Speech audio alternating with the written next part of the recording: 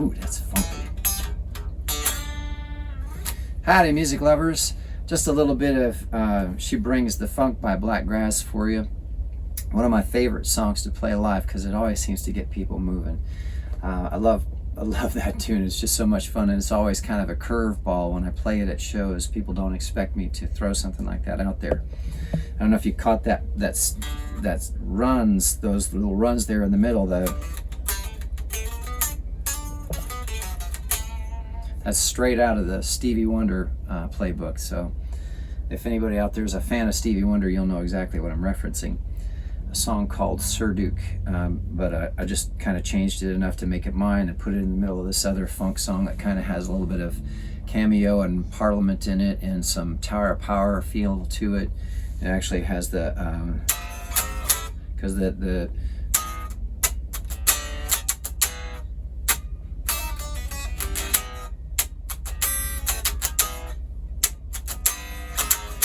those chords right there would work perfect with those hits, that is, would work perfect with horns too. So there's lots of opportunity in that song for those types of things maybe in the future, but it was recorded with just guitar. So that's She Brings the Funk by Blakgraz. In this video I wanted to talk about, though, there's a trend apparently online about expressing, you know, the hardest part of whatever. And I thought it would be helpful to other musicians or anybody interested in what it's like doing what we're doing, touring all over the country. You know, we've done, oh my gosh, a year and a half now, non-stop, traveling city to city through 21 different states and loving every second of it and meeting amazing people. But the hardest part about touring constantly like that is probably trying to not feel overwhelmed by how much stuff there is to take care of on your own as an independent artist, as an independent family that doesn't have neighbors or family to help out when you're so far away, or even just, you know, doesn't have friends close by. Fortunately, we've made a lot of friends in all of the different states that we've been able to play at, and they have actually come to our aid sometimes when our camper Rufus has actually had troubles. So that's been an extraordinary revelation. However, it does not diminish the overwhelming feeling that can occur sometimes day in, day out, having to do the drives, to do the maintenance on Rufus, the equipment, the guitars, on ourselves, right? Physically, emotionally, and spiritually, we got to stay up too. And sometimes that's hard because you just feel tired. You get fatigued after a while, burnt out. But every day you've got to make more calls, you got to do more emails, you got to do more videos, you got to do more sharing online, you got to get the word spread, send out more email newsletters, do more, you know, videos like this, just sitting down and having time to talk about what you're doing.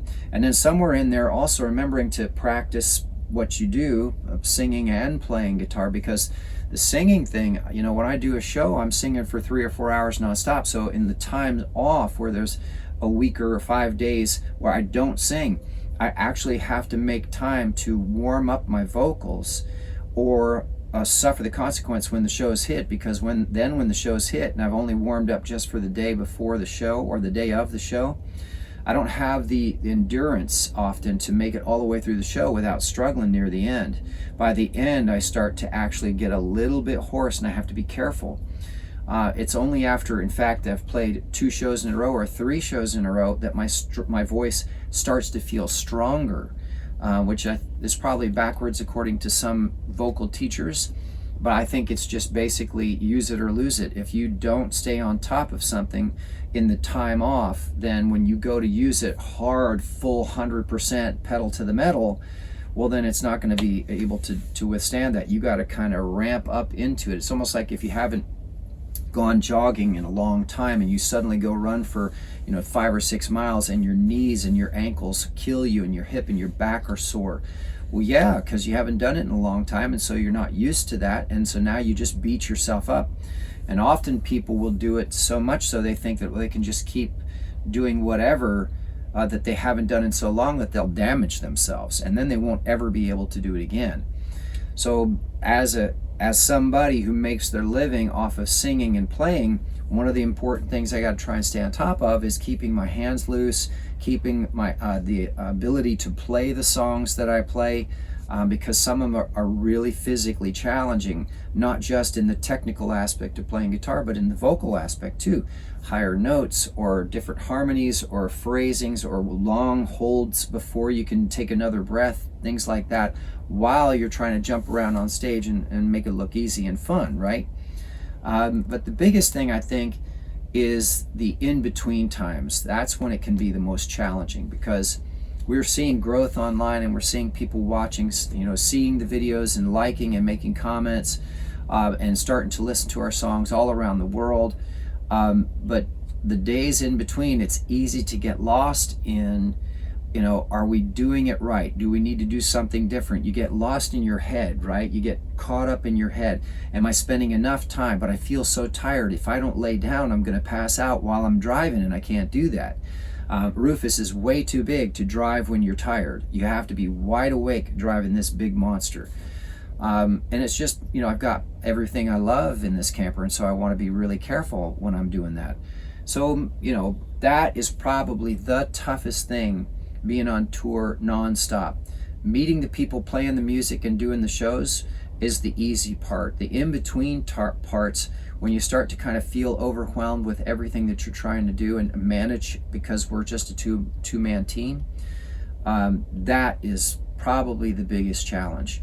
So what we do to offset that is often we'll, do something for ourselves. We'll go for a walk, or we'll go out on the ground and stand in the sunshine, or we eat really well. We try to eat really good organic food. We take superfoods. You've seen videos that I've done about health.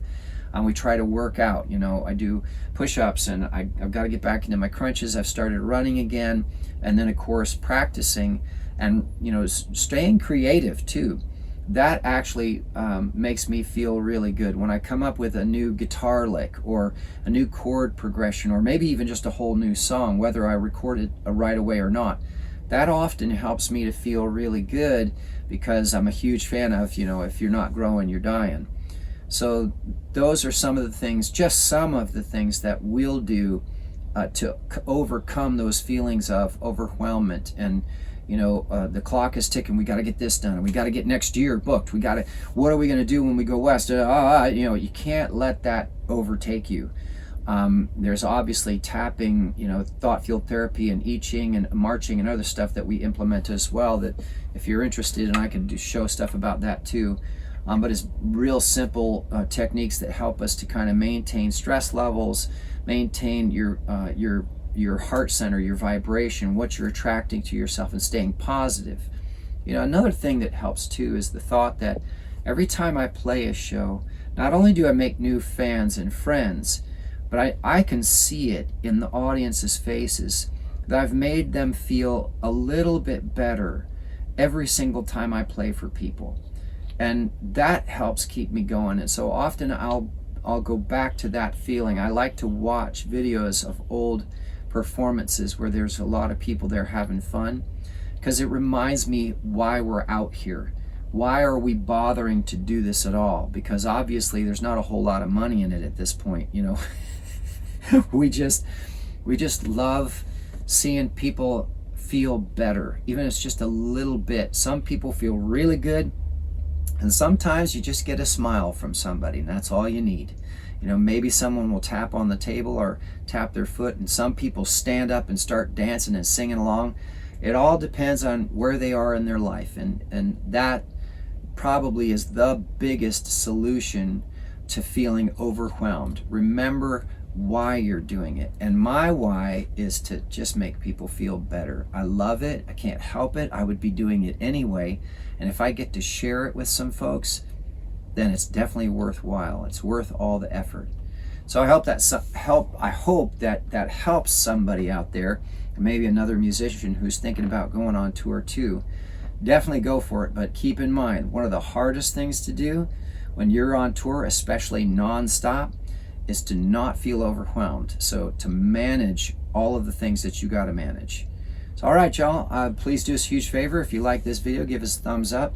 Don't forget to subscribe, and don't forget we have CDs on sale and vinyl on sale for print on demand, as well as t-shirts and merch online. Plus, at shows we have handmade t-shirts and beer koozies. And of course, obviously, we have the songs available on my website, as well as on Spotify, Apple, Tidal, Napster, Deezer, all the different streaming services. I've got 113 songs now in 11 different styles. You Will Be Amazing is the new single that's out, and it seems to be kind of picking up steam, which is really exciting. Thanks everybody who's been listening. And that's it. Tom from Blakgraz. I hope to see you at a show real soon.